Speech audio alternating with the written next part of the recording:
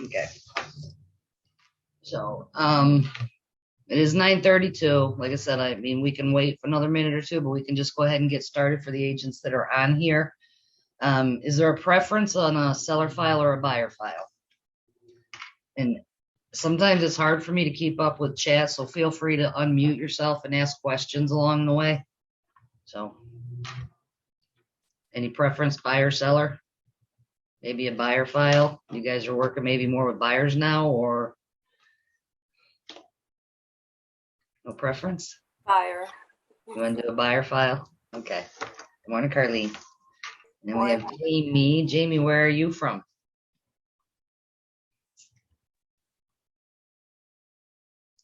I think you're muted, honey. I'm not hearing you. That's okay. All right, so we'll go ahead and do a buyer file today. All right, everybody knows how to get into Appfiles. Y'all been assigned your username and password and have been into Appfiles? You just Yes. Okay, thank you. So I'm going to go ahead and log into my Appfiles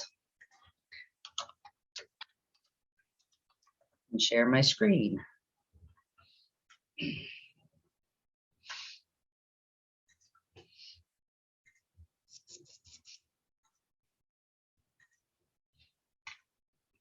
Okay, can you all see my Appfile screen? Yeah, okay, awesome. I always tell, especially the newer agents, when you see my Appfiles, don't panic. I'm an ASC in an office, so this is my whole office in here.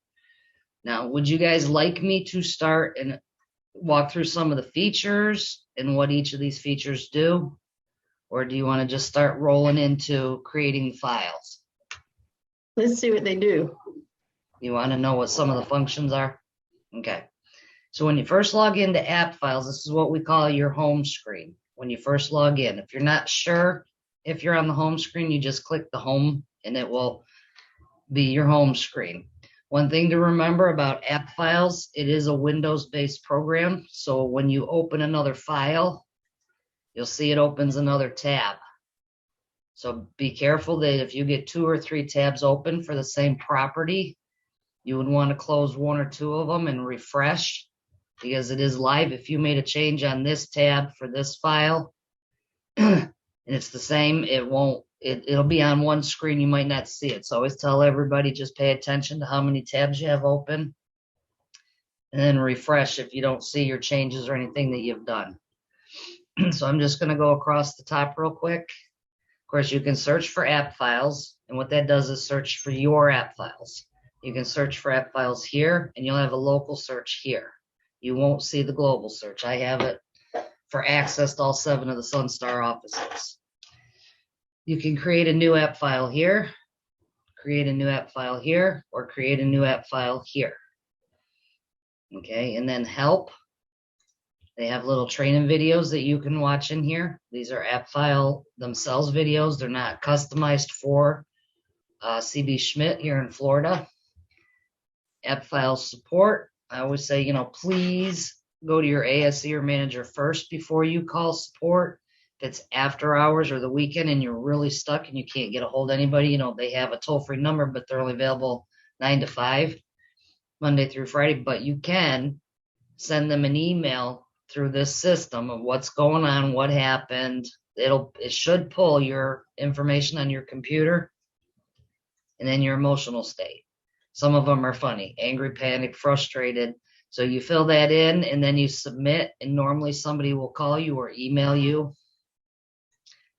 Okay, so again, I always recommend you talk to your ASC or your sales manager before you call Appfile support or email them. Of course, this is your sign in and how you sign out.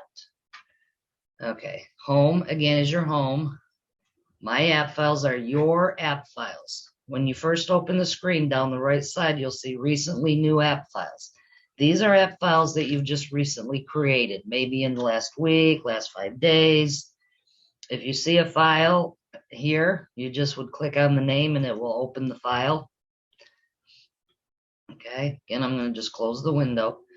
But if you click on my app files, Again, I have office level, so I have a lot of app files, but if you didn't see them under your recent here on my app files, these will be all your app files. Okay, you can sort them, sort them by type. If you're looking for a buyer file, a seller file, and if maybe a pending or an active listing.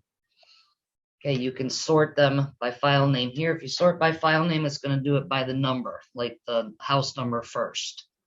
File type, again, if you click that, it'll do it. Sort by buyers and sellers.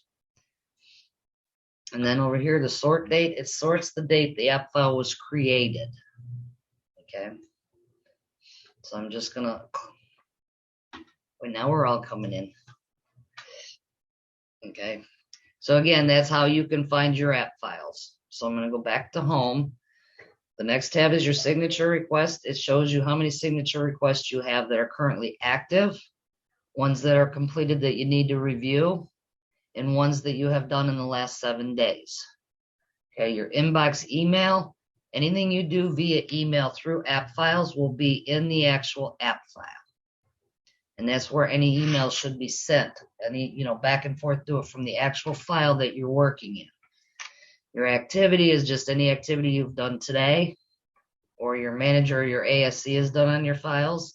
Same activity is right here in the middle of your screen. Okay, your checklist, we'll bump over that. That's more for an advanced class. And then your tasks. You have your tasks here and your task here on your home screen. What those are is a follow-up. Your ASCs will use it to remind them of things missing from the file. Sorry, guys, I got to mute my phone. Hold on a minute. Sorry. If I don't, I have to listen to the office phone ring while I'm training. So, again, the tasks are just follow-ups, things that you maybe want to add to a file to remind you of an inspection, or maybe you have to go pick up something to deliver to the title company. That's all that is a task, is a follow-up reminder. Okay, down the left side, upload a photo. You can upload your photo. You'll see some people have little logos, some upload their photos. Okay, your settings. Be very careful when you're in settings. Don't change any of the things that we've set up from a company standpoint. But for those of you that don't, you might want to get your email footer uploaded or put in there so that every time you send an email directly from the app file, it will automatically have your footer on there. Okay. And I'm going to just go down, form values. Okay, that's a touchy subject. I have been advised by Appfiles not to train in this, because these changes the form values on the forms. So if you were to type something on one of the form values in one of the forms, it's going to be on that every single time you use that form. So you need to be very careful if you've put something in there that you want that on every form. You could go into like the contract, and on the last page, put your name and your brokerage name, so that every time you do a contract, that will automatically pre-fill. But again, it's every time you use that form until you delete that data from that form. I know that's been asked a lot more in the advanced classes, and I did have a conversation with Appfiles, and they're like, no. So they say they advise against training in it. So again, you can create a new app file, and below that is a print blank forms. The print blank forms is if you need to run in the office or you're at home and you need to print a form really quick and run out the door. All the Florida legal forms, all the in-house disclosures, everything is in here. You just would search it by name. Let's say you're looking for a homeowner's addendum. If you type in home, you'll see you get your FAR forms, leasing form resources. But here again is your addendum B homeowners. You can fill in what you want to fill in. And if you print or download, both the print and the download will actually download as a PDF for you to print and take with. Okay. Once you've typed on it, clear the values. That's all that does. Normally, I wouldn't recommend you do a form from here and save to an app file, but you can. If you were to do something like that, you fill it in, you click on it, it's going to ask you for the name of the app file. So you need to know the exact address of your app file. Okay, again, it's just a forms bank. Everything is in here. Yeah, so like I said, you see your in-house forms, and then you'll scroll down, you won't see that. But your fire bar forms, all the addendums, all the crisp forms, everything is in there. Okay, upload files, scan a document, make an update in a new task. All of those I recommend you do within the app file that you're working on. Any of these that you do from the home screen, you will have to assign and choose an app file to put it in. So I always recommend you do these functions directly from your file. Okay, and again, you can do a search. These are all your files. Signature requests created by me, which are here as well as up here. And trash is just trash files. And then the agent workspace will tell you how many buyer files you have, how many seller files, and then on how many active listings and how many pendings you have. And the rest, most of this is more for, office level staff. Again, these are when you're on your home screen. If you've assigned yourself a task, it will appear here. You can just click on the name. And this is me as an ASC. I'm waiting for escrow deposit receipt on this file. So I have a follow-up to remind myself to keep checking back for the escrow deposit receipt. So again, that's what the tasks are. And you'll see them here, and they will be in the actual file themselves. Recent activity. This is all permanent activity in here. Anything that anybody does on your files, the accounting department, your ASC, your manager, all of these will be permanent marks, remarks on the file. These cannot go anywhere. Okay, so that's all that is. It's always there. If you're looking for something and you're not sure and you don't see it right here, you can do a view all. And again, like I said, I have office level, so everything my agents and manager and everybody been doing for the last few days are all going to be here. If you wanted to create an update as a permanent note for the file, say you had a verbal conversation with your customer, you could use the create an update for that. But again, I recommend you do it from the app file itself. Okay. And we're going to just move over. I got to move you guys around because you're covering my stuff. Okay, again, your recently new app files are here. If you don't see them here, again, you go to my app files and you can find them there. Okay. So that's pretty much the description of the main screen. And if you have any questions, again, feel free to, ask or type in the chat. If it's in the chat, give me a minute to get to it. So right now we're going to create an app file, and we're going to do a buyer app file today. So again, you can create a new app file 3 different places. Me, because it's the one that sticks out the most, I always use this one. You just click on your create a new app file. When it comes up, it looks like a folder, starting to look like a file. And what it's going to do is it's telling you to choose a file type. At the top is a file name. The file name must be the address of the property. House number, street, city, state, zip. Okay, if it's a vacant lot and it does not have a number assigned to it, in some counties they don't assign a number until there's an actual house on the property or a dwelling of some sort, you could put lot number 12, Englewood, Florida 34223. So I'm just going to make mine a test file today. I have a different keyboard, so you guys probably have to be patient with me on that today. My other one broke. Okay, again, house, city, state, and zip. Once you've put something there, your required goes from red to green. And your file type. We decided we want to do a buyer file, but if it was a seller file, you would choose seller.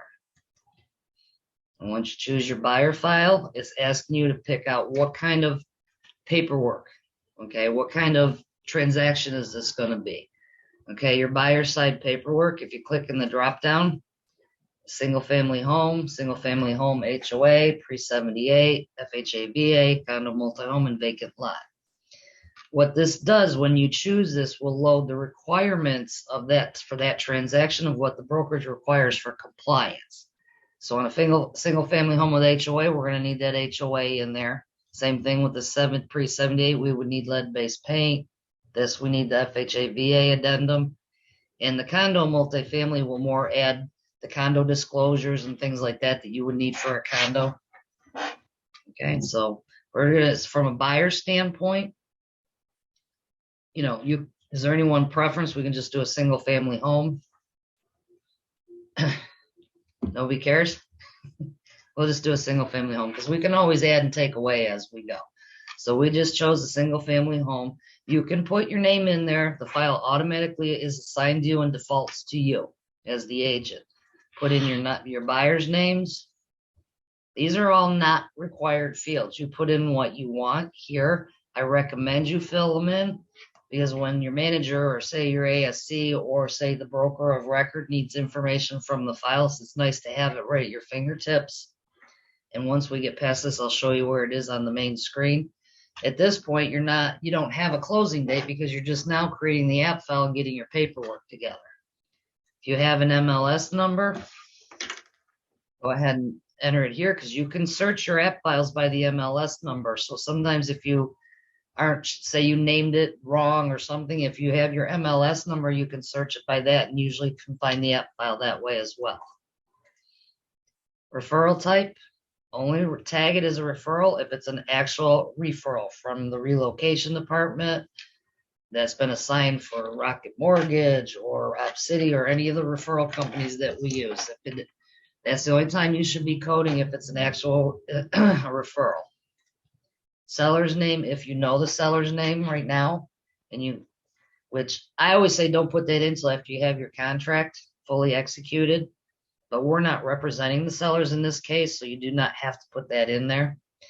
And then other notes, any notes you want to put on the file to remind yourself or a note for your manager every time they see the file.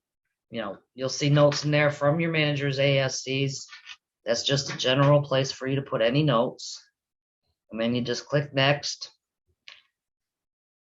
The next screen is everybody on the right side, or all the administrators on your app files. These cannot be removed. They're accountants, your managers, the broker of record, your ASC.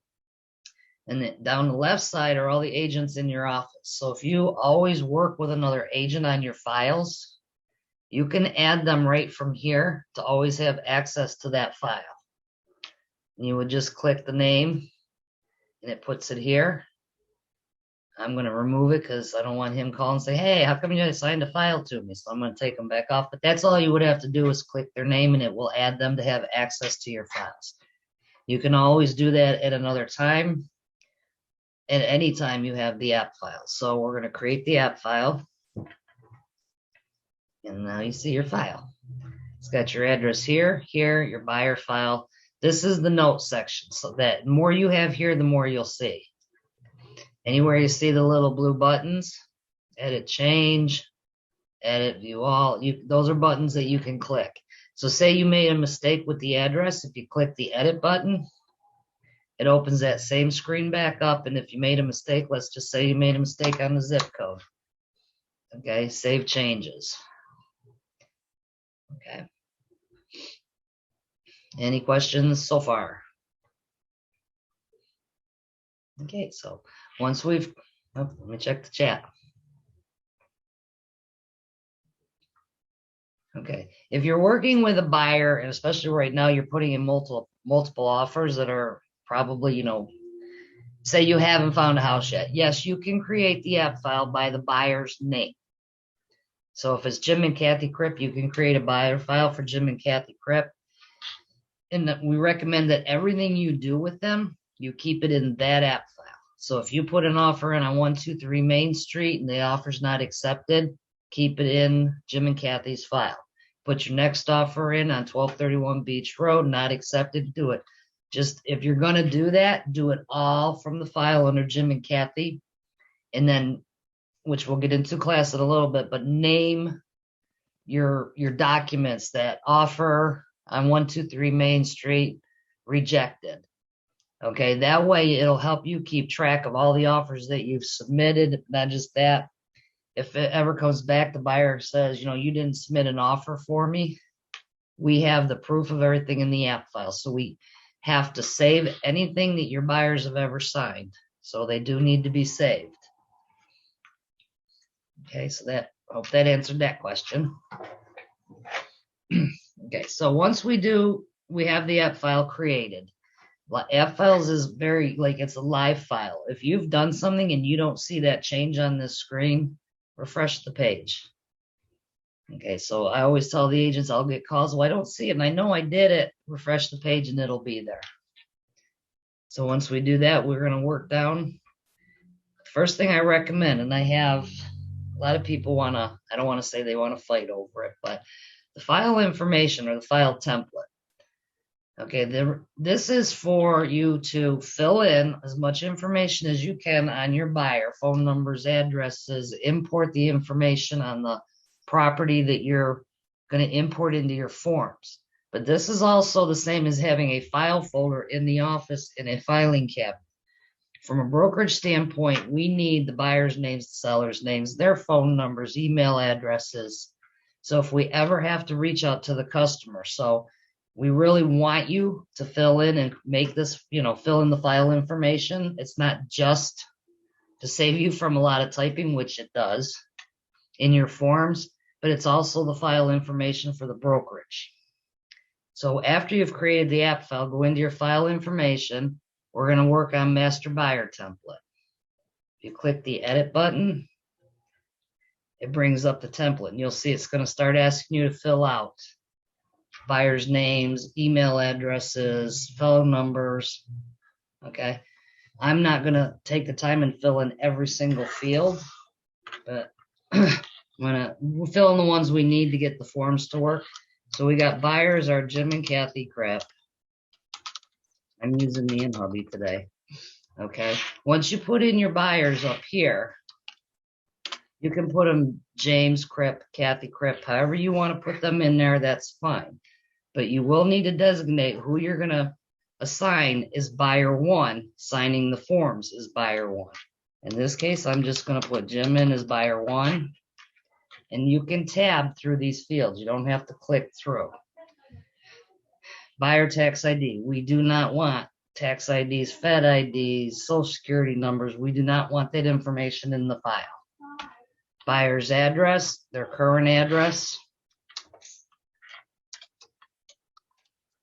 which, is important more for you for now. And for your communication for now, if you had to use an address for anything. Okay, buyer's mailing address. If their addresses are the same, you can copy and paste between the fields. You do not have to retype it. Okay, buyer's email. If you put the emails in the template, it will automatically populate into the email program in Appfiles. So we always recommend also for your ASC, for your manager, for the broker of record, if we ever had to reach out to the customer. And your buyer one and buyer two can use the same email address in Appfiles for signatures. Okay, phone number. I'm just using my office information. Fax numbers, I think we should just get rid of that altogether. Nobody should be using faxes. Buyer name too, Kathy Crip. Again, we do not want personal, tax numbers, Fed IDs, none of that. If the address is the same, you can copy and paste. You don't have to put anything if you don't want to. Okay, again, buyer's email too.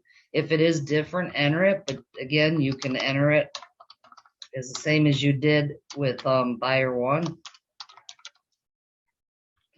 Any phone numbers? If you do, I'm just tabbing through all the personal cell phone number information. MLS number, again, if you have it, enter it in here. I don't remember what I use, so I'm just going to guess one. I'm just guessing that. So again, when you search an app file, the more you have the MLS number in there, you can always remove or change any of the information in this template. This is not permanent. I mean, it's permanent to the file, but at any time you can go in and change it or edit or delete or add information. So now this is the information on the property. I'm just typing in. we recommend when it comes to the actual property information that you copy and paste it from either the tax records or from the property appraisers. You can import the data in from the MLS, but mistakes do happen. So the most accurate data would be found in your tax record or the property appraiser. So that's why we recommend you do that. I'm just typing, but again, it's a copy. It's a Windows program. You can go right to the property appraiser's copy, right click, paste into these fields.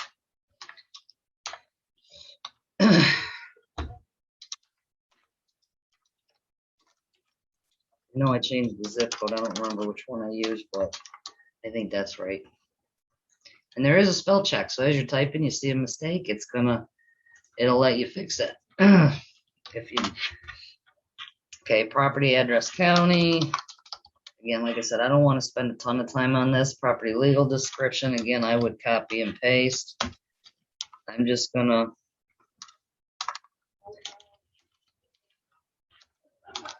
I'm just putting in information, guys, just so, again, you can copy and paste. Same thing with the tax ID number. It's not the listing date. It's not our listing. Again, we're representing the buyer.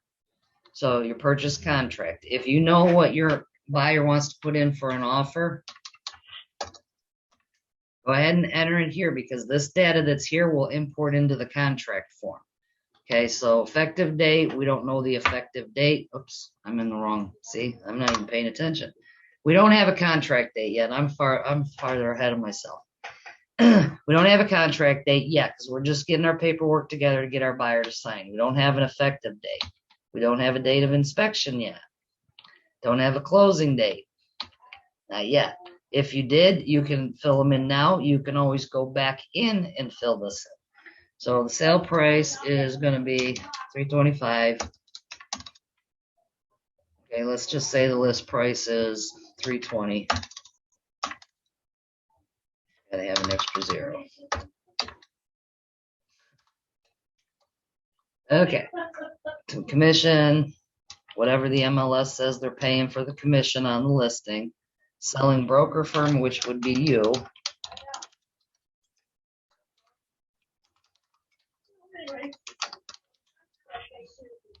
Okay, you don't need to fill in the firm's address. You can fill in the phone number in that because it will fill in on listing agreements. Seller broker office fax number. You can put your name in here. Like I said, I'm trying not to draw this out too long, but at the same point, I want the more you put in here, the more it's going to import into your forms and fill in. Selling agent ID, selling phone number.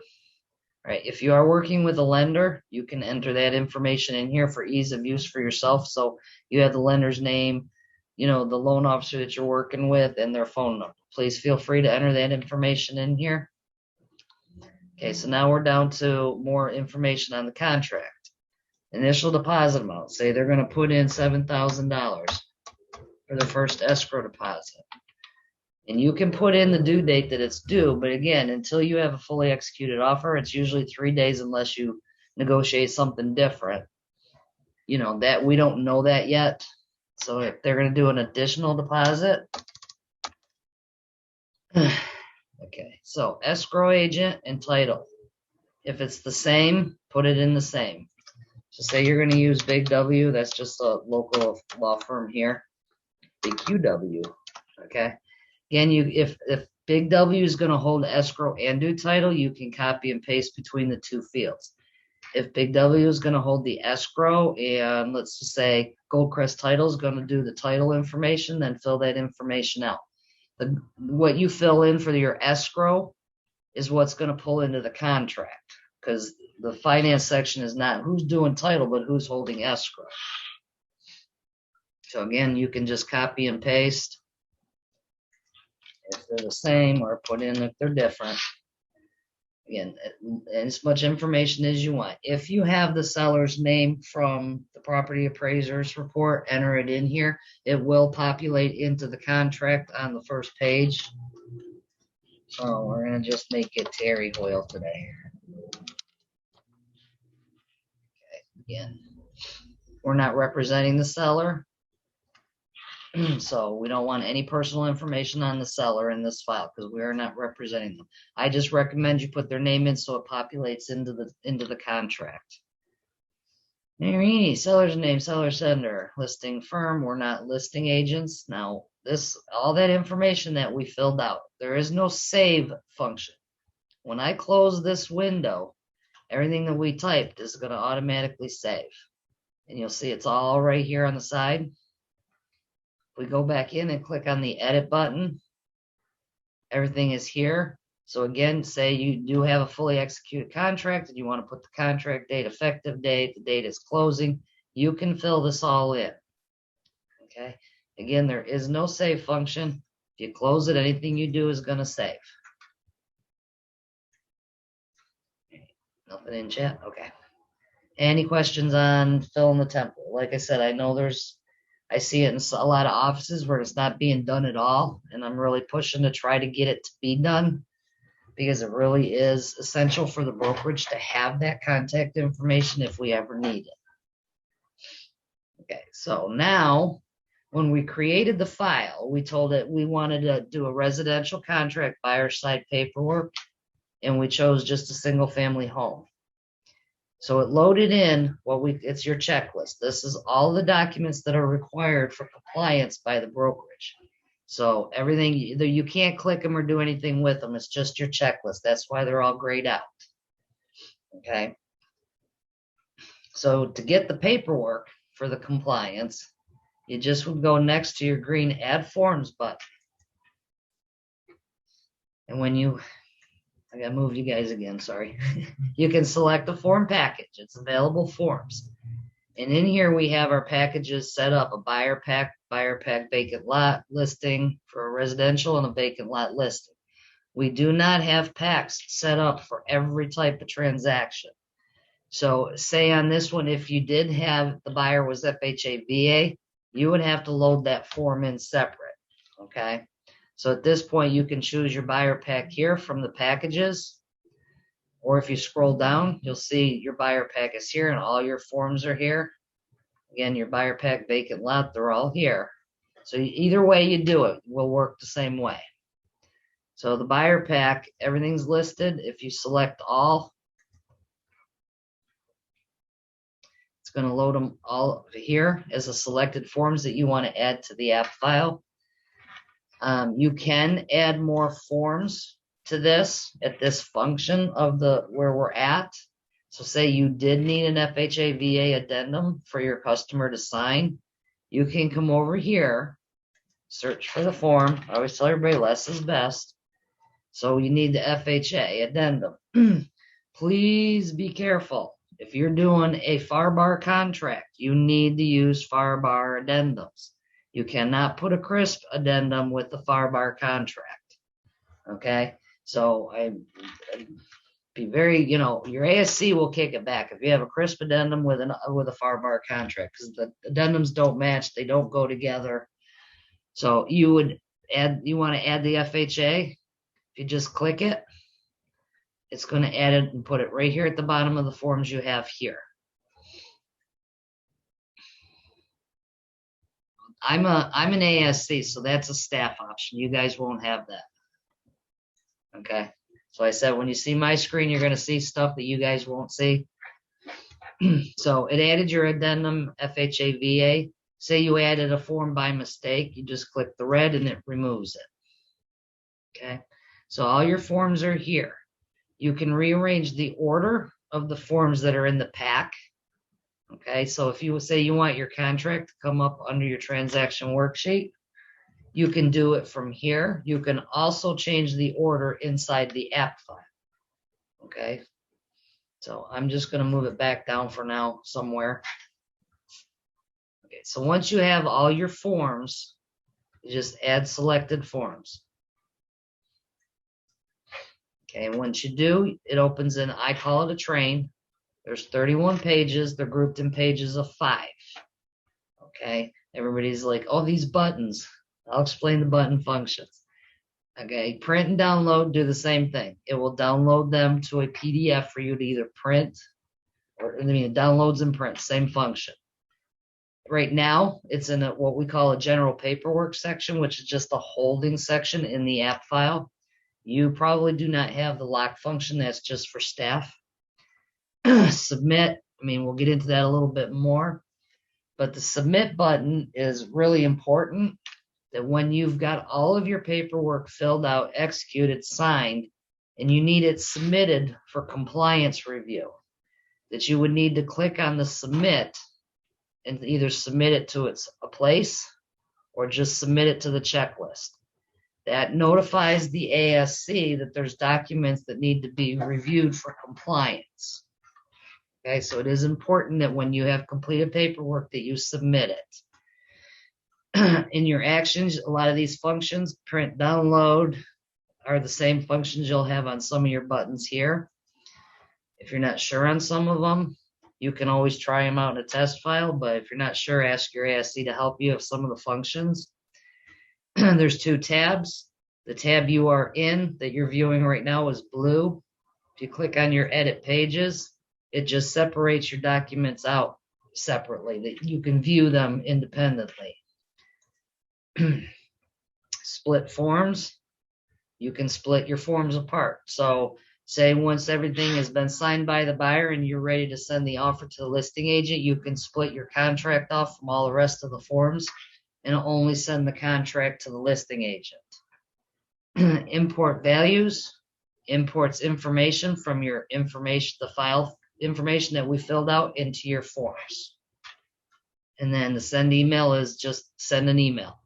You send this form, which is a train, because there's 31 pages. So if you do it from here, it's going to send all 31 pages in an email to whoever you're sending it to. But right now it's all blank, so I wouldn't want to be sending it to anybody. So again, grouped in pages of 5, everything is here. So if you want to, next, you want to start filling in your forms. I always recommend first import the values. You'll have 3 sources. All 3 of these are the same as what's here. If you import from a form, there must be a form in the file already filled out in order to import data into the forms, okay, which we don't have any right now. Import from your info fields is importing matching fields from the file information, which is the template that we set up. And you can also import from your local MLS. So right now I'm going to import from the info fields. And what it's telling me, it's going into this app file that there's 2 values here and 18 values here. So a total of 20 values are going to be imported into our forms that we're not going to type 20 different times. So what it does, I'm just, because I picked a different number, but your MLS number, the list price, this is all the information that it's pulling in. If there's something in here that you do not want it to import into your forms, you would just uncheck the box. Okay? So after you've got everything here, you just do your start import and done. And you see it started filling in your MLS number, your selling office, seller's name, buyer's name, escrow title company. Okay? So it started filling in the information on your forms. I don't have a good MLS number, but if I did, you know, if you had an MLS number, it would fill in the address, city, state, and zip.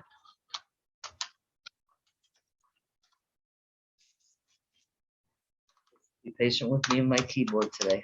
It's one of those flat ones. I'm not used to it.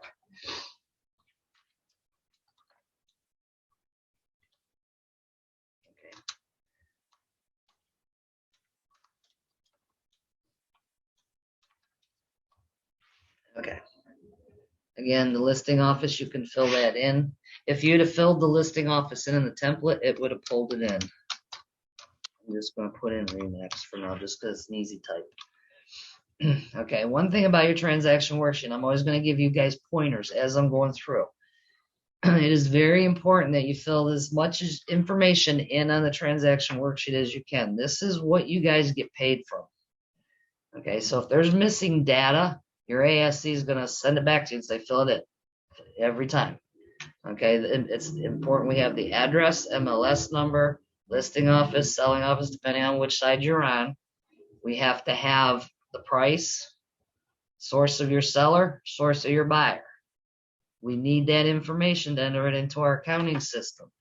So on the source of your buyer, sphere of influence, personal referral, repeat customer, open house, fill it in, please fill that in. Okay, if you're representing the seller, same thing, personal friend, relative, just fill that information out, please. Your commissions, okay, you just want to fill in. I'm just filling it in even though we're not representing that side. Broker fees, if you were representing the seller, okay, over in Sunstar, all residential listings have a $2.95 broker fee. So you want to fill in your broker fee and who's paying it. Is the seller paying it? The agent paying it? Okay, so we need to know that information. Again, on the selling office side, put your commission, whatever the dollar amount may be. Sunstar, all buyers pay a $99 buyer fee, broker fee, and then just tag it as your buyer, agent paying. Okay. So again, fill in as much of this as you can. So I'm just going to put SOI for sphere of influence. Now, if you're representing a seller, it's very important on the seller that you give us a future address if you can get it or you have it. We send out, in Sunstar, we send out letters to our customers after the property closes it. So if we're representing a seller, we need an address to send that letter to. Okay. So you need to fill that out. And then the referral. If you're paying a referral to, say it's another agent, you would just fill in the agent's name, check a box, fill in the percent. If it's an Op City referral or Rocket Mortgage, you just fill in Rocket Mortgage and the amount of the referral. Okay. New on the transaction worksheet in the last month or so, we do need an email address for the title companies. Okay. So even if it's for the person you're actually working with, we do need an email for the title company. That's, like I said, that's a new field in the last, maybe it's 2 months now. I don't know. Time flies too much. Again, your disclosures are filled out, your wire fraud. In here is the whole, I think is 11 pages of your home warranty. America's Preferred Home Warranty is the one that loads in now. So it'll be a default. And the whole warranty is in here. We always recommend you send it to the customer, let them look at it, read it, and then they can decide if they want it or don't want it. And it breaks down all the different types of coverages, what covers, what each plan covers. Again, you can go through your pages. Say you want to go back to page 1, you just click on your first group of pages. But now I'm going next. Here's your contract, and I didn't fill the seller's name in the right place. Again, see everything that it pulled in from your template. Pulled in the legal address. This address, like I said, it did not. I put the seller in the wrong place, obviously. But it filled in. Okay. So it's all 12. I don't want to go through the whole thing, but 12 pages. And at the very end is going to probably be our home inspection disclosure. Yeah. Okay. The home inspection disclosure is something that I'm going to bring a point to on also. It's not okay for the agent to check the boxes for the buyer if they're electing or rejecting inspections. And trust me when I say we can tell who checks it. So don't be checking it for your customer. Let them check a box, whether they are or they're not. But again, it filled out the information and their name. So that's just, I just scrolled through all of those, all your forms. So I'm going to go back to the top, page 1 through 5. Any questions on any of that so far? No? So you guys are like quiet today. But that's, I mean, you're either learning something or you're like, I've done this 100 times. Okay, so in here again is all your forms. And I said, you can split the forms before you, or split them. Rearrange them before you move them in, or you can arrange them after you've entered them. If you click on your Edit Pages tab, you can change your form order right here. And say you want your contract to be up under your transaction worksheet for right now. You can just drag it up and then say you want maybe the home inspection up there. And anytime you see a Save Changes button, you need to save. There are functions in Appfiles. There is no save button that as soon as you close that window, it's going to save everything we just did. As soon as I close this window, it's saving everything. Okay, so I'm going to go back to the Edit Fields tab, and I just want to walk you through a couple of things on your contract. Okay, the finance section. On the auto balance, it is programmed to do by dollar amounts, not percentages. So if you were to enter 80% for financing, it's going to read it as $80 or 80 cents, depending on how you enter it. So you would need to figure out whatever that 80%, 90%, whatever, you need to put a dollar amount in. Say your customer wants to change the purchase price. Okay, in order for your auto balance to figure, you have to start at the top and tab through. Okay, so once you hit your tab, you're going to see your number change because they're up to 3. Say they want to change their deposit from 7,000 to 10,000. Again, tab, and you'll see the number change. If you start clicking out of sequence, your auto balance will quit working. It'll lock the formulas from auto balancing and auto calculating. So even if you only want to change your finance section, you still have to start at the top and tab through every field. Pull this region either. Okay. Again, even if you're not changing any information, you have to tab through every one of these fields. Shift and tab will take you back up. So if you see you made a mistake on your deposit and you want to change it because you missed an extra 0, just shift and tab will take you back up. We're going to leave that. So our next section is the financing. Again, if you put 80, it's going to read it as 80 cents or $80, depending on how you enter it. So let's say it's 80%. We're just going to put in an amount of $289. Okay. So, and again, a lot of people I'll see have agents say, well, we don't know what it's going to be. Well, this is, and it even says this is not firm. You know, any of the things you do in the function in the finance section is all depending on title, doing the title search, any estoppel fees, you know, prorated taxes, blah, blah, blah. Okay. So we do need, I see agents, and I know from Sunstar from us, if our agents are submitting them, most managers don't want to see the word balance here. They want to see the beginning, the escrow deposits tabbed all the way through, and no word of balance. If it comes in from an outside brokerage with the word balance, you know, that's not our brokerage. So, but again, fill it in, tab through. Just those are just little pointers that I like to point out. And just on page 11 of the contract, you know, try to remember if you any addendums that you're submitting with. So say you do have an FHA, just make sure that you're checking the boxes of any addenda that you're accompanying with the offer. Okay, be careful what you put in additional terms. If you're not sure what should or shouldn't, always check with your sales manager. Most mortgage companies don't want to see, well, the shed and the boat are all included with the price. A lot of your mortgage companies do not want that information in there, and they will kick it back and ask for corrections. So, okay. Okay, any questions? Well, you guys are super quiet today. I have a question. Absolutely. When you were talking about making sure that you fill in all the finance information so that it zeroes out at closing, do you have somebody that has financing and then still has to come up with cash? You would still have some amount due at closing, correct? Well, first off, I'm not licensed, so I'm not sure I can answer that question for you. But when you're filling in the finance section of the contract, this is just based on the knowledge that you have right now. The rest of it's all up to title or whoever's doing the closing.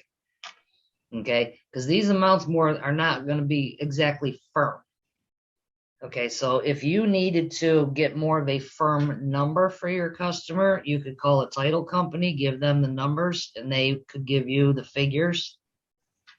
Okay. But you know what you're filling in here is balance to close, not including buyer's closing costs, prepaids, and prorations. Okay, so this is just an offer, an offer. Mm-hmm. And these numbers more than likely are going to change through title due to all the factors of prorations and things like that. Okay, thank you. Okay. And if that didn't answer your question enough, check with your sales manager. They could probably give you a more definitive answer than I can. So, all right. So say we have everything filled out. Now we're ready to send our offer to the listing agent. Again, you want to split off your forms because in here, in this whole train, there's really only one document that needs to go to the listing agent, and that's the contract. So we want to split the contract off from everything else. Okay, again, I told you if I close the window, everything is saved. And remember when I told you it's going to put in a holding section, which it does right here. The name of the document is always going to be your leading form in the train. So you could rename it if you wanted to, but I'm going to wait till I split that contract off and then I'm going to rename it. So you can split your forms from here. You can do split forms from actions or from your edit pages. But if you click on your split forms, it's telling you to submit your forms that you want to choose the ones you want to pull out. So we want to leave all the disclosures together for right now and pull off our as-is contract. You check what you want, let it go ahead and go to your general paperwork. That's just the holding section for right now. It's like a general catch-all. Okay, and once you do that, you check what you want to split off. Say you had the FHA VA addendum. You would want to split that off as well. So, but we're just going to split the selected forms. Okay. And if you scroll down, you see your contract's gone. Your next form is your home inspection disclosure. Okay. So that's how you split forms. You can merge forms back in. Okay. So if we go to actions, and I know this is a little confusing, but you can merge your forms. Say you split that off by mistake. You want to merge it back into your forms. Your transaction worksheet is already here. You want to merge your contract back in. You just click your contract. Come on. And it's going to move it back over here and merge them back together. Because I've had agents say, wait, I forgot I didn't mean to split them. That's an easy way for you guys to merge them back in. Okay. So again, we go back in. Now your as-is contract's probably at the bottom because your transaction worksheet, even though it says transaction worksheet, had all the disclosures still grouped together. Okay. So if you go back to your edit pages, they're there, but if you do your change form order, your contract was at the bottom. We're going to move it back up. So these, I just like to show you little ways. So if you make a mistake, how you can regroup. And if you're not sure of that, again, reach out to your ASCs or your sales managers. Okay. So any questions on that so far?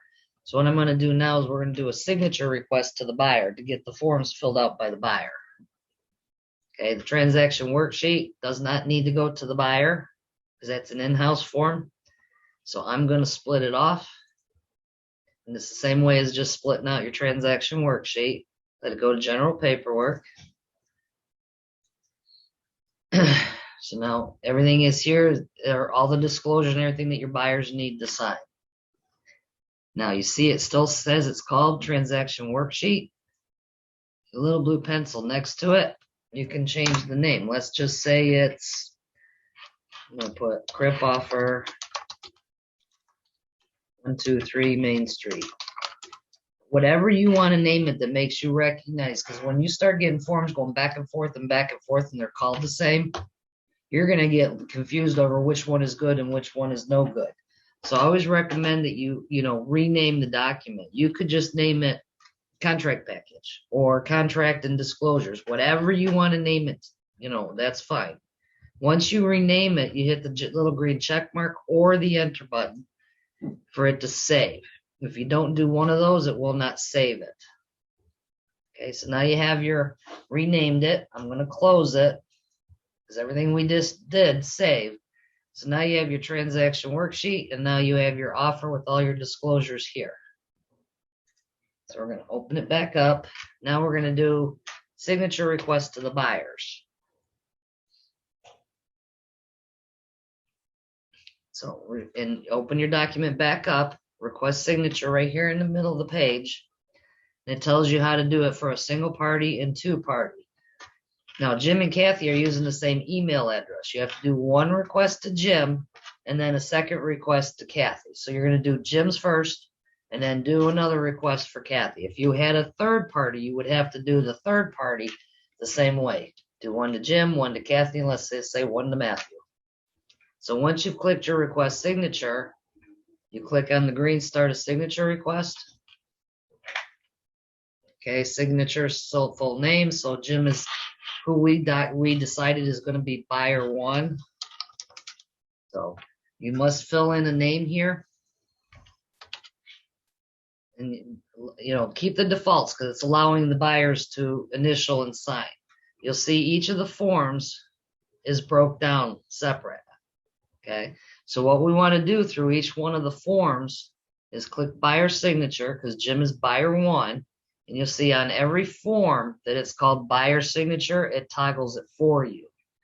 And you'll scroll down, you'll see the wire fraud is not considered, they're not naming it as buyer, but customer. So you want to do customer. Scroll down and make sure that all of your forms have buyer signature. Now, on the home warranty, the buyer's signature is indicating they want to purchase it. If the buyer may want to waive it, in order for your buyer to sign the waiver part, you have to check the box. That gives them the option of either signing it to accept it or signing it to waive it. Okay? If you know ahead of time that they're adamant, I don't want it, and you say, well, we have to have it for compliance, you can uncheck the buyer's signature box and just check the box for them to sign the waiver. I mean, I always, refrain from having you do that because you really want the buyers to read it and look through it and make sure that they really don't want it. That way, if they get the chance to read it, go, oh, that's really nice. I can pick my own vendor, whatever. Let them see it. So once on the left side, each one of your forms is selected for buyers or customer. You're going to go over to your right side, your as-is contract, buyer initials. Again, we could have to do buyer one first and then buyer two. So once all your forms have had buyer and customer one, you click next. On the as-is contract, if you wanted your buyer to fill in their personal information, mailing addresses and stuff on the contract, check those boxes. Anything that you want your buyer to do, check the boxes. That activates the fields for them to be able to fill them out. So the home inspection disclosure, okay, you have to check both boxes to allow your buyer to choose which one they want. Okay, if you do not check either box, it will not let the buyer check a box. So you're opening those fields for them to be able to check. And then the warranty, it's all just buyer information. Most of it's already filled out, but it's got broker information. Then it gets into programming. So I would just say scroll through. When you get to the bottom, next.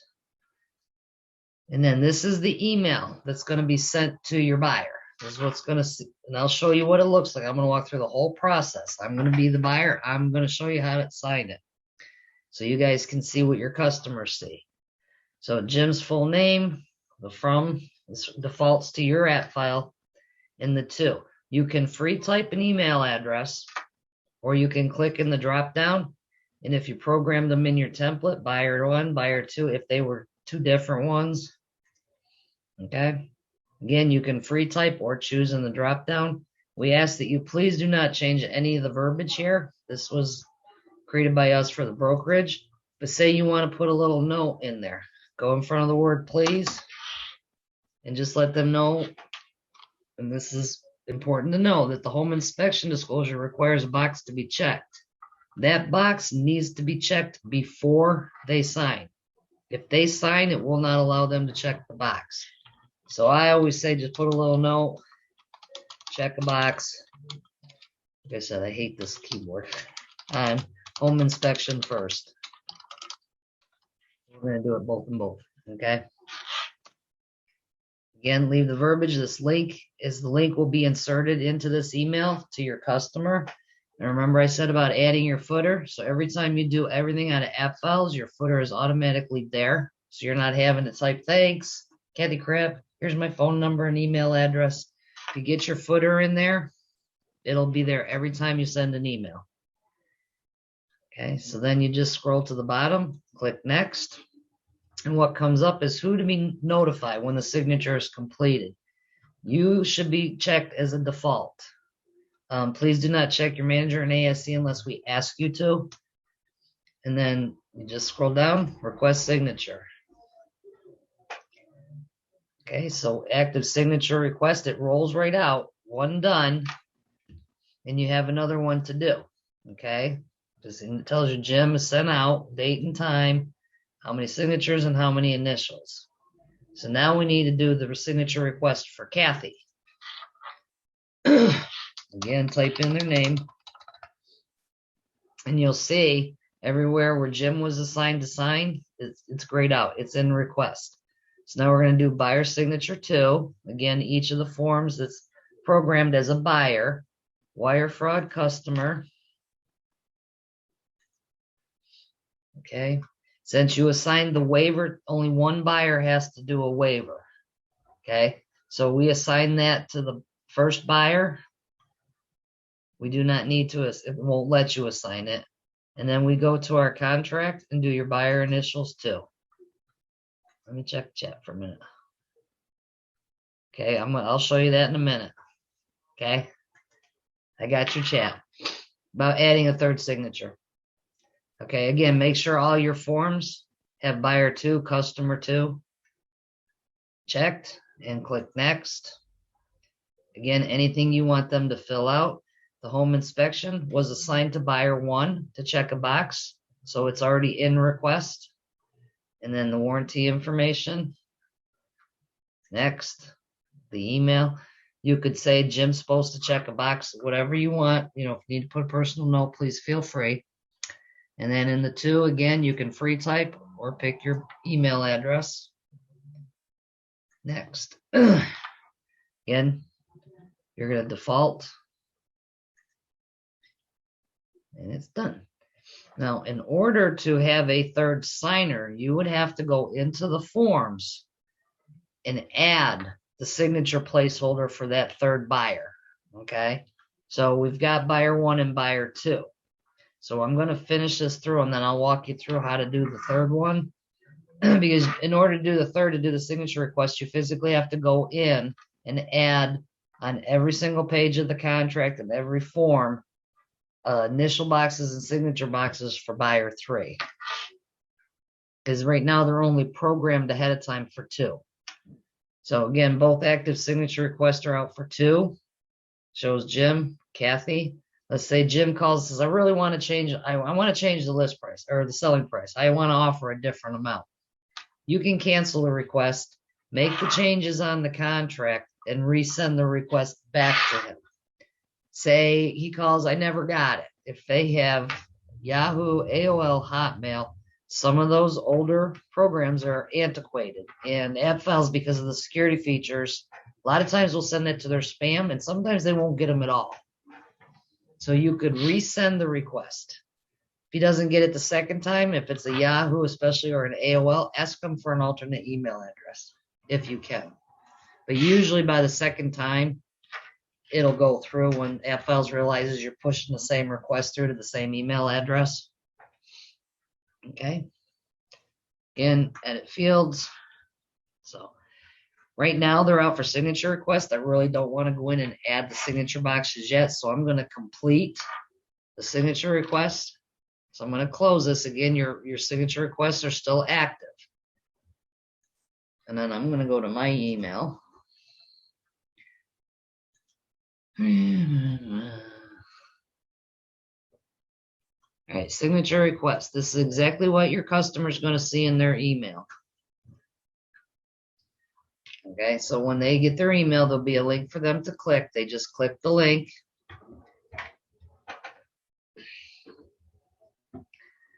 It brings up the signature request. Now, remember what I said about checking the box before they sign? The home inspection disclosure is in here, and I believe it's right under the home or the contract. You could put it above the contract, so it's the first document, so they can check that box first. But if they have to fill it out before signing. So they can scroll through. This is why I recommend putting it at the top. Because you know they got to scroll through 12 pages to come down to the home inspection disclosure to check the box. Okay. So Jimmy was, the one to check a box. Now we got to go all the way back up to the top again for them to do the signature request. So I do recommend that you put it first and just let them know it's the first document and that they need to check the box before they sign it. So now that they've checked the box, they can start signing. They can look at everything right here in front of them. They can download and print the document as well from this main screen. So now we're just going to go ahead and do the process of signing. And when you click it, it gives you the option to initial 12 separate times or initial all 12 at once. So they can do it 12 times or do it once. Initial all. They must accept the conditions of the electronic signature. Now they're authorizing that they're initialing. If they don't check a box, it will not let them move forward. Okay, and I always tell everybody your customer has an email address and a device. Anybody can do this even if they're 100 years old. If they have an email address and a device, they can do this. Okay, they accept. They put in their initials. They can either do touch or type. Initials, however they want them to go in. Doesn't have to be all caps, uppercase, lowercase, doesn't matter. Okay, next.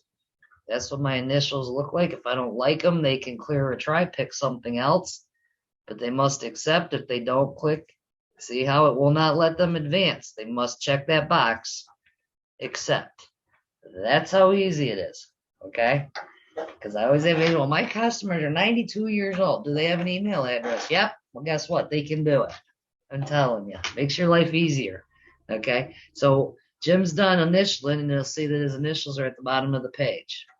Signatures, there's 7 remaining. They can sign 7 separate times or sign them all at once. He must accept that he's signing 7 times. His name, again, they can do touch or type. Next. If he doesn't like it, he can clear or try, but he must check that I accept. Again, they will not let them go next if that box isn't checked, and that's it. Jim has initialed every single page and signed every single page that quickly. So it only does this when I'm teaching class. I just want you to know that. So once Jimmy has signed it, he can download and print it, but Kathy hasn't signed it yet. But it does give them the option to download and print. So everything you're seeing is what your customer sees. So I'm going to go back to my email. I'm going to click now. Kathy's going to go and do hers, and I'm just going to run through it real quick. Okay, she can do 12 or 6. She scrolls down, she can see that Jimmy's already signed. Okay, she can initial all 12 or initial all at once. Must accept. Put in her initials. Touch or type. Must accept. Come on, and accept. Okay, now she's going to sign. Sign next. Oops, see, I did it the wrong way. My bad. Get me back up to the top. Why is my stuff being so slow today? All right, sign all. I must accept that I'm signing. I missed one, but that's okay. Touch or type. Next. Must accept. And accept.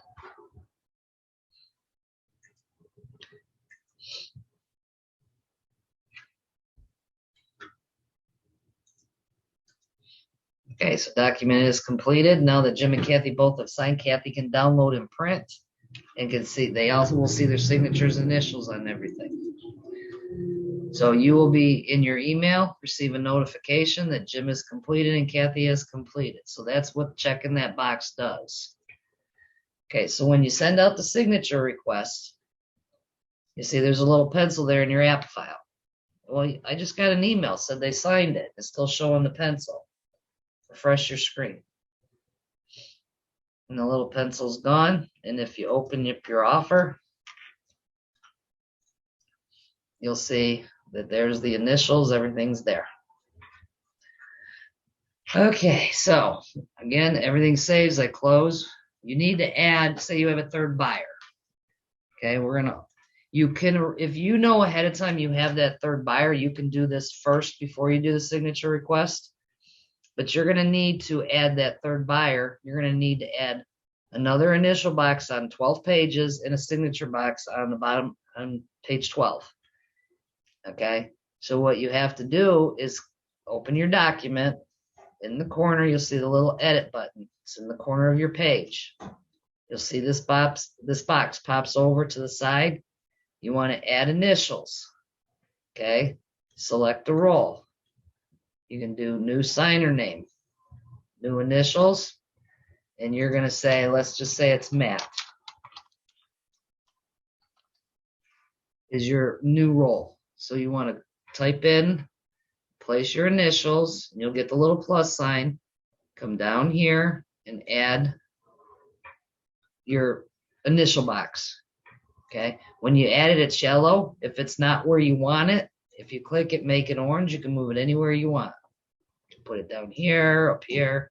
Okay, so you have to do that on 12 pages, one by one by one by one. Okay, Appfiles does not allow you to do it all at once. So again, you would go to page 2, place initials. Page 3, I'm not going to do all of them, but we're going to add them, and then, oops. I'm going to go to page 12, okay, because we need to add another signature. So you have initials, then below you have add signature, okay. Add signature, signer, new signer.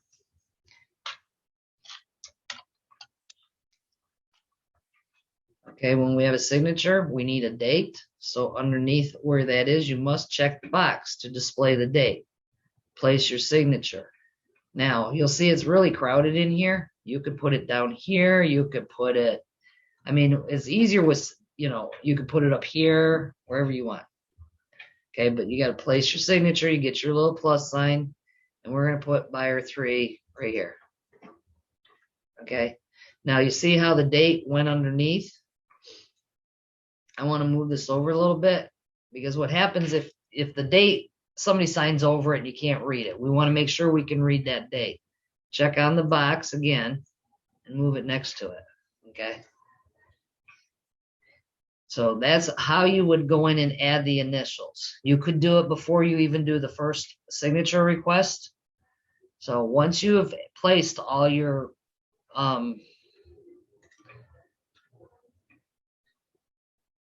initials and everything on the contract and your contract page, and you need to add the third buyer to all your disclosures. Again, the same thing.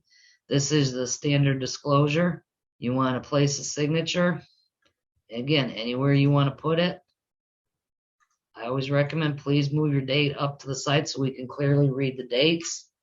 And you would just have to do that on all of your forms. Okay, so when you scroll down, you see you got your third one here. Your buyer signature here, and then if we go back to page 1, you'll see the ones we added. Now, you do the signature request the same way, except for we're not going to have as many because I didn't program every page. You request your signature, start a signature request at Crip. Okay, see how you got Matt Crip? Even if you didn't name it Matt Crip, say you want to do buyer 3, you could label it buyer 3. We're going to click Matt, and anywhere that Matt shows up on the forms that we programmed, or if you toggled it as buyer 3, okay, so you check all of them, wherever it shows you Matt Crip or buyer 3. Next.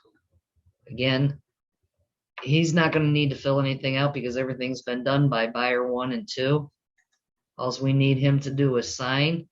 Of course, you can type in his email address or send it to an email address you have.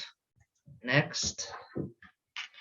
Make sure you're checked to be notified and request signature. Okay. So you see you got your active signature request out for Matt Kripp. He's got 2 signatures and 2, that's all I added. Okay. Did that answer your question and help you? Can't remember who asked. I don't know. Mick Mosel? Mick Moss? I'm not sure. I don't want to mispronounce your name. Mosley. Thank you. Yes, and thank you very much. Okay. Again, you can, if you know ahead of time you have that third buyer or seller, you can add all those boxes first. And then before you do it, and then just do signature buyer 1, buyer 2, buyer 3. Okay, so all right. I'm just going to do this real quick, and then we're going to split off and send to the agent.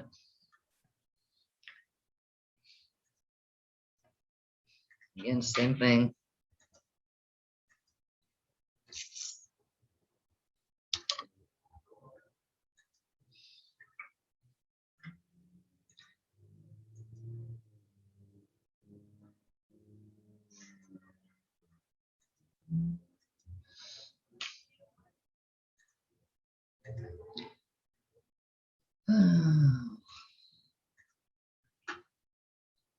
All right, does anybody have any questions so far on anything we've done up to?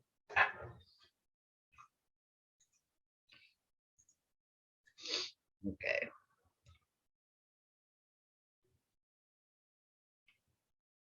Well, depending on the form. Okay. If you put your agent's name, you can, I can't do it because from an admin level, it doesn't allow me. You can make a template so that every time you file information template, put in your name by creating a template that's just for you. You can also, like on the contract, and this is what I said at the beginning of class, you have to be very, very, very, very careful with this. If you go into your form values, this is the only recommendation I recommend. And you look at your as-is contract, as-is residential contract. You can go to page 12 on your as-is contract and type in your name and your brokerage, so that every time you populate a contract, it'll be there. That is the only thing I recommend that you do, because if you do anything in the contract and any of this form values, every time this contract loads, if you put something in additional terms for a deal one time, and you don't forget, and you forget that it's there, and you submit it, and a buyer and a seller sign it, then they're locked into whatever terminology is in that additional term. So that's the only recommendation I recommend, where you can go in on page 12 of the contract and put your name in Caldwell Banker Sunstar, Caldwell Banker Premier, Paradise, whichever. Okay. But that's the only time I recommend it, in the only form. And you can also, let me move you out of the way. When you go into your templates, you'll see you got your file information, add a section or view all, add new. Okay, name your template. Let's just say agent template. It will never work for me. And Appfile says it's because of my level. I have access to all 7 offices. So agent template, create info, and fill in. Okay, the agent template. Fill in the name, the email address, and it will put it in the template, in the file information, which then should import into your forms. And if that doesn't work, you need to let me know, because it will not do it for me. And Rose, I know, and them over in Premier have figured out ways to set up master templates for the office.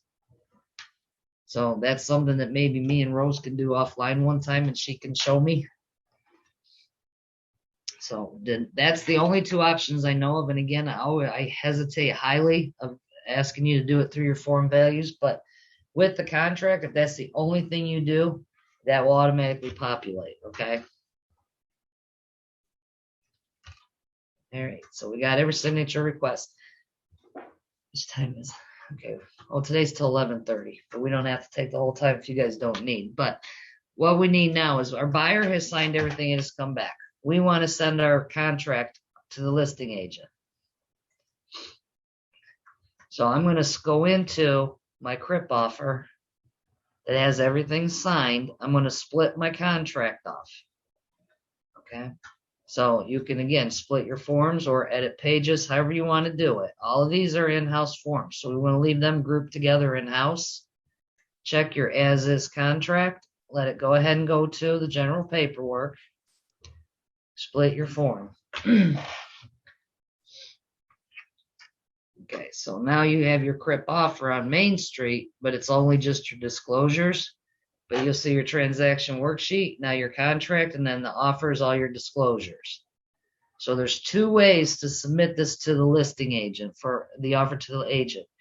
You can create an email from here and attach the document to the email, or you can open the contract, send via email. So what I'm going to have to do, because you guys can't see this, I'm going to have to stop sharing and resharing.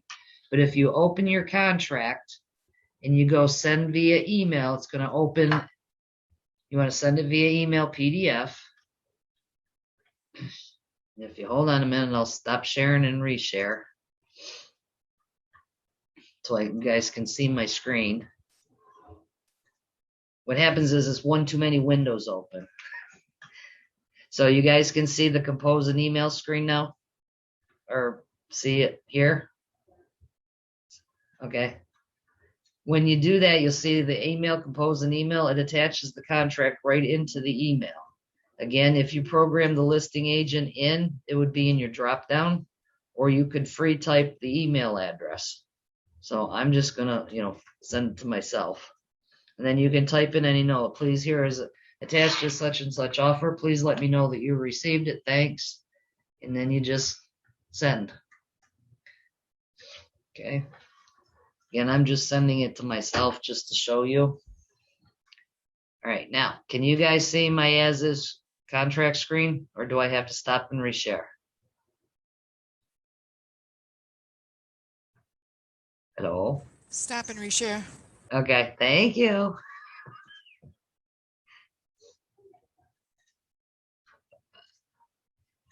Okay, so now you should be able to see my as-is contract. Yep. Okay. Thank you, Heidi. All right, so I'm going to close that. Okay, so everything that we have done, as you can see, is here in the activity. All the email signatures, everything is here. Okay, so you'll see in here the CRIP offer. These are anything that's in there, you can click it and it's going to open and you can see it. Okay, and I'm going to refresh because it doesn't show the email. Maybe it did. Yeah, this is the email I just sent to myself to the listing agent with the offer attached. Okay, so you get the offer back. Okay, because I know this is going to be one of the next questions. You get the offer back signed by the listing agent. The seller's accepted the offer, but it's in your email. Okay, it's not going to come into here. If they have your email address, like mine, Kathy.Cripp@CBSMFL, it's going to go in my Gmail email account. Okay, so there's 3 ways to get that into the app file. So I'm in my email and I just scan and update stuff here. This is the contract, and the listing agent has sent it back, fully executed and signed by the sellers. Okay, in your email, app file 123 Main Street. Each app file has its very own email address. Okay, the number designates the 1647 belongs to 123 Main Street. If you click on the word copy next to that email address, go back to your inbox, okay, and you open the email that has the contract in it, okay, and then you're going to want to forward whatever email program you're using, and in the you want to right click and paste, and this is the app file address, 123 Main Street, okay, and you just want to send. It's not going to send the whole email. It's only going to send the actual attachment into the app file. So we're going to refresh the page. This always takes a while for the email. In class, it takes like 2-3 minutes. But when it emails into your app file, it's going to create a holding section called emailed paperwork. So however you get your documents into the email is, or into the app file, is how it's going to show up. All right, so while we're waiting for that, we're going to go back to my email. I'm just, even though this is not a contract, but another way to get it into the app file is it's in your app file and it's an attachment. You can email it and forward it. If you're using Google Chrome and you have your settings set up right, again, we always recommend you use most of our programs in Chrome because it works better. But if you click on your attachment and you download it, and it should appear, if your Google Chrome is set up right, directly above your system tray. It's sitting there. Go back to your app files. Remember I told you the 3 functions of upload, scan, email? Okay.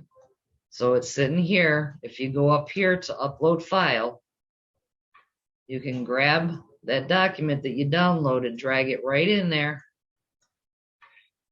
Okay, it's there, and start uploading. File is uploaded. Okay.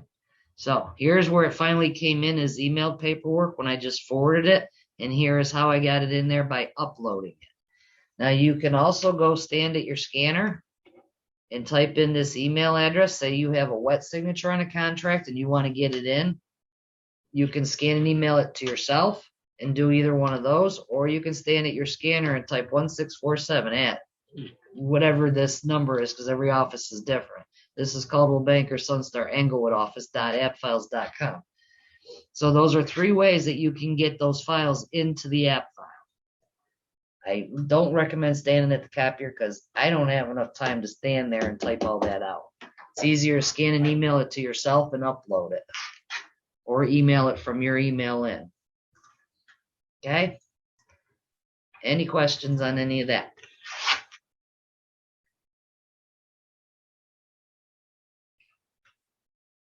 Everybody's quiet. Okay, so let me think. This contract. Remember I told you about the submit button? Yeah, I'm gonna beat up on you a little bit for it, but everything is signed. Say it's already got the seller signature. Everything's on there. When it comes in and it's all signed and it needs to go for compliance to your office compliance, click on the submit button. You can submit it to the placeholder, to the contract placeholder. If it was an escrow deposit, you can submit it to its placeholder if it's an individual form, or you can just submit it to the checklist. Personally, I don't care as long as you're submitting it to me. You can, I've had agents submit the contract to the MLS listing space. It doesn't matter. As long as you're submitting it, we get notified. We know there's documents that are there for us to review for compliance. We can put them in their proper space. Okay, so say you were getting another document and your whole file's complete. Every one of these documents have been submitted. Okay, so you have another document that you need to submit to the file, and there's no place to put it. Okay, so I'm just going to open this one. So say this is a whole nother document and you've submitted everything in there and your checklist is all full. Submit. You don't need a placeholder for it, because if every spot is taken, these won't appear. I can probably open another file and show you, but all you have to do is submit it to the checklist. Okay, because I'm an admin submitting to myself, it already accepted and locked it. But from your standpoint, it's going to submit it to your ASC and you'll get the little hourglass. Okay, so that way you know you've submitted it. All right, trying to think if there's anything else I'm going to kind of cover. Is there anything anybody would like me to share, show? You have questions on anything you're struggling with?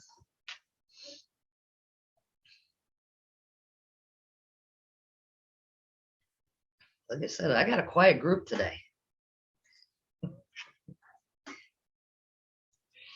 No questions.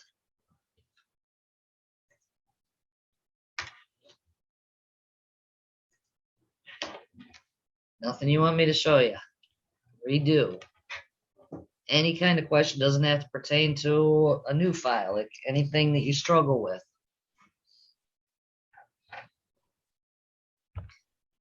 Thank you, Kathy. You're welcome. All right, well, now we're going to get chat. Oh, okay. Thanks, Rose. Okay, so if nobody has any questions or has anything they want me to cover, I'm going to stop sharing. And then I get to see the ones that are sharing on their screen, which is really only me, Heidi, and poor St. Lucie training room. I see somebody's head. All right, guys. Well, that's me, Rose. Sorry. well, I know that's not your head. Oh, I'm sorry. Okay. So I was waving to him. All right. Well, I'm going to go ahead and stop the recording.